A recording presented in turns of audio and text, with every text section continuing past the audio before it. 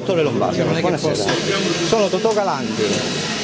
Vede che sto parlando con questo signore? Sì. Vuole intervenire? No, volevo chiedere se fa il comizio, parla. No, non faccio il comizio, parlo sicuramente. Ah, ho capito. Allora aspetto. Lei mi vuole fotografare? No, volevo sentire, volevo registrare quello che diceva. Lo farà senz'altro. Ah, va bene. Mi farà piacere, grazie.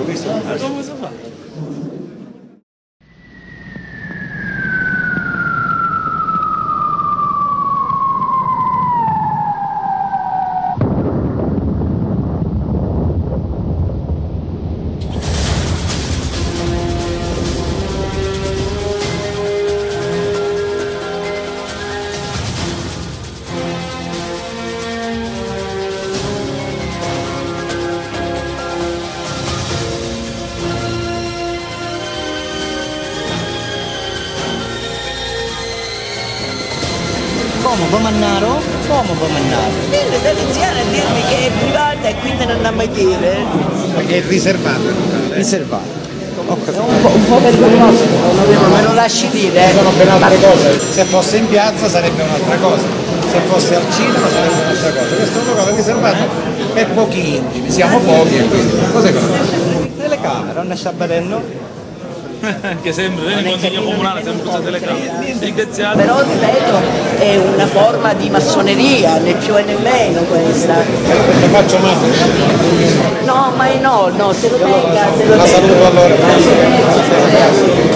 Ma là com'è? Io me ne vai o no? Perché si sta preoccupando? Per non aspettare inutilmente. A me fa, si giornalista no. No. E allora cosa viene a fare? Perché viene a riprendere? Ma tu dissi che sta pigliando? E a finta. Pulsate te, a fa finta. Questo mitico serviziano, dove?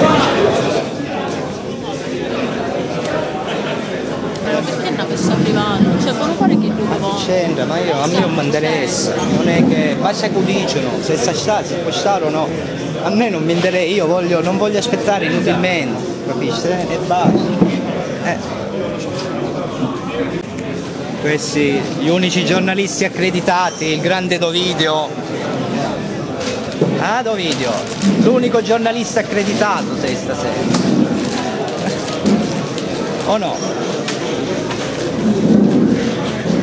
Sponsorizziamo, sponsor gratuito, io lo faccio free, video Mediterraneo, mi raccomando ragazzi, sul digitale terrestre e anche in via satellite.